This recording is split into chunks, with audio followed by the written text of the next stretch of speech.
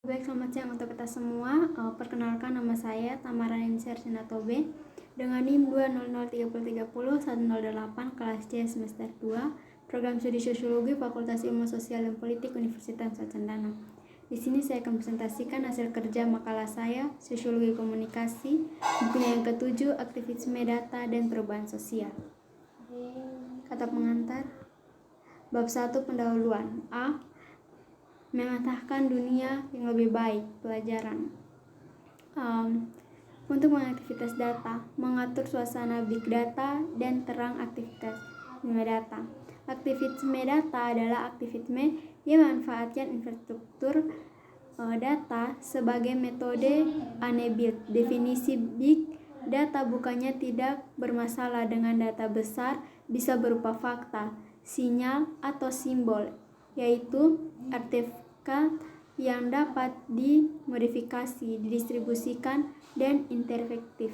Big data dapat didefinisikan sebagai banyaknya objek digital, konten online, buatan pengguna, data yang dihasilkan dari administrator atau kemampuan untuk berusaha menjadi aspek data dunia yang belum pernah diukur sebelumnya, misalnya persahabatan dan bentuk suka.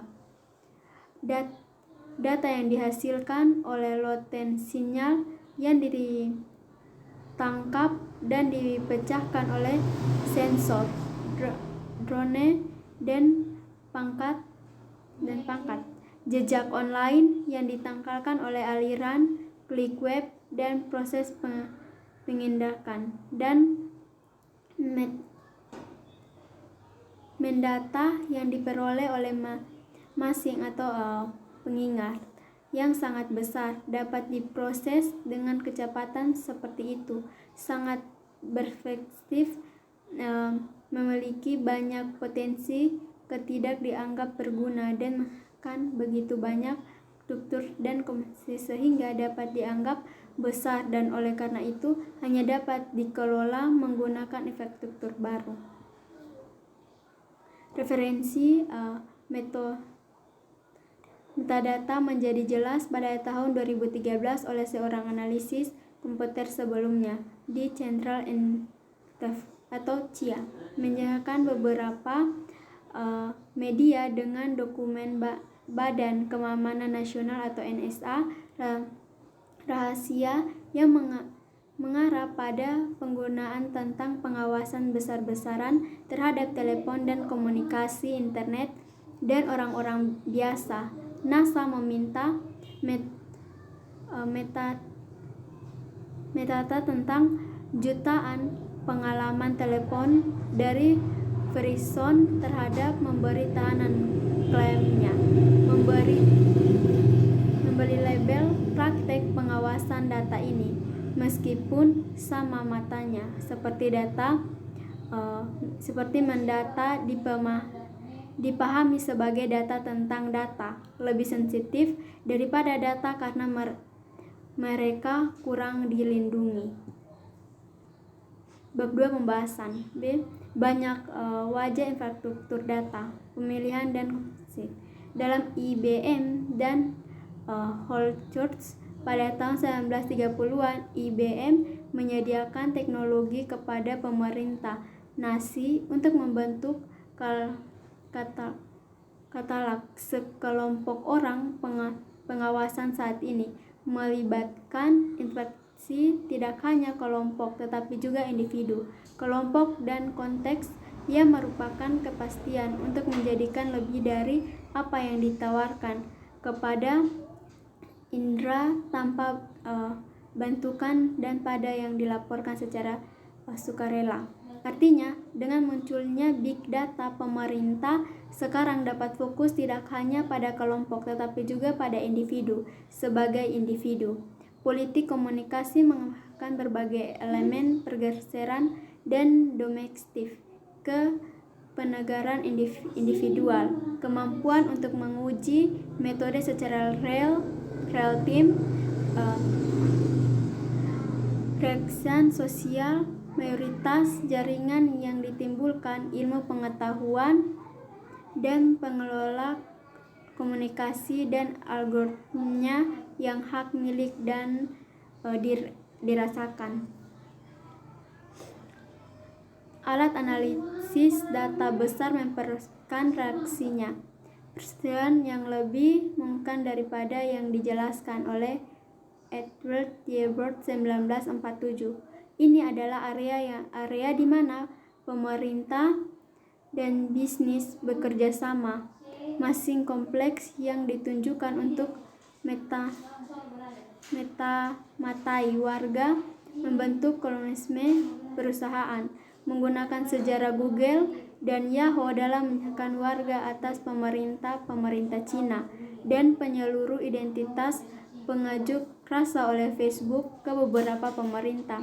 Terlepas dari semua impian kebebasan yang lebih diberikan oleh teknologi, jelas juga bahwa perusahaan yang menguasai dunia maya membuat keputusan yang mengikat kebebasan sipil. Faktanya, pemerintah secara bertahap semakin mengadakan intensitas sektor swasta sebagai agen pengatur, pengubah pusat kekuasaan swasta untuk tujuan negara. C. Aktivitas data prospektif. Fakta aktif data. Peta kolateral tersebut dapat diinvestasikan sebagai kasus awal dari aktivasi berbasis data serta sebuah landasan dalam epistemologis. Untuk teknologi, taksis itu adalah desain informasi yang diterapkan untuk analisis dan advocacy. Mungkin ada kasus awal lain dari aktivisme data, tetap melihat awal dari aktivisme data dalam tanggapan sipil terhadap penguasa data yang dihasilkan di pinggiran masyarakat oleh aktivisme data relatif, perlawanan terhadap ancaman terhadap hak sipil dan hak asasi manusia yang berasal dari pengawasan perubahan dan maju dari fenomena marginal ke fenomena terpisah. Proses ini terjadi ketika teknologi data menjadi lebih mudah diakses dan ketergantungan fiktif dari praktis etik ke penggunaan biasa. D. Sumber daya dan pemanfaatan data untuk kemanusiaan. Asal dan cara kerjanya. Fase pertama dalam pertumbuhan organisme manapun menurut model pertumbuhan growth berkembang melalui kreatif. Bagaimana cara Steve berdiri dari tahun 2008 terpesona oleh contoh instinktif perangkat lunak terbuka seperti Flickforce dan Luids. Setelah berpekan diuji untuk melakukan komunikasi proses global untuk mengalahkan paket perkembangan lunak yang dibagi di atas sumber terbuka, kode dan penyimpanan prototip ini mampu melakukan 125 orang dari mereka. Tetap setelah gempa bumi yang melanda Haiti pada tahun 2010, Universitas dan jaringan internasional Criminals bekerja sama dalam melunakkan penyebaran teknologi seluruh memakai peran penting. Hari-hari pertama kacau transportasi tidak memahami jalur komunikasi terputus. Beberapa stasiun radio terus sinyal, tetapi hanya telepon seluler dan telepon pintar yang bekerja secara konsisten. Selama gempa bumi mereka hampir menjadi salah satu-satunya alat komunikasi. Semua komunikasi rawanan kemanusiaan bersatu di sekitar pengalaman untuk membantu dan usaha memperkenalkan kreatif pemerintah untuk tugas pengumpulan dan meremehkan lapangan dan merencanakan laporan. Bab 3 penutup. Kesimpulan dan aktif penelitian lebih lanjut. Di segala usia, orang lebih berjuang untuk mengalahkan dan menyelesaikan diri dengan dunia kehidupan mereka. Big data adalah perwujudan dari masyarakat yang terdiri dari individu dan mesin yang saling terhubung serta alat yang memadai untuk menjelajahinya. Namun mereka tidak sempurna karena perubahan masyarakat saat ini hanya memungkinkan adanya sistem pematahan yang tidak sempurna dan kumpulan data sering terjadi tali tidak lengkap, biasa dan selalu dibingkai oleh kondisi sosial, ekonomi, dan ideologis. Namun demikian meski dengan kekurangan dan kekuasaan sistem informasi berbasis data dan informasi komunikasi dapat membantu kita menafsiri masyarakat big data ini. Mungkin hanya itu yang dapat saya presentasikan. Sekian dan terima kasih.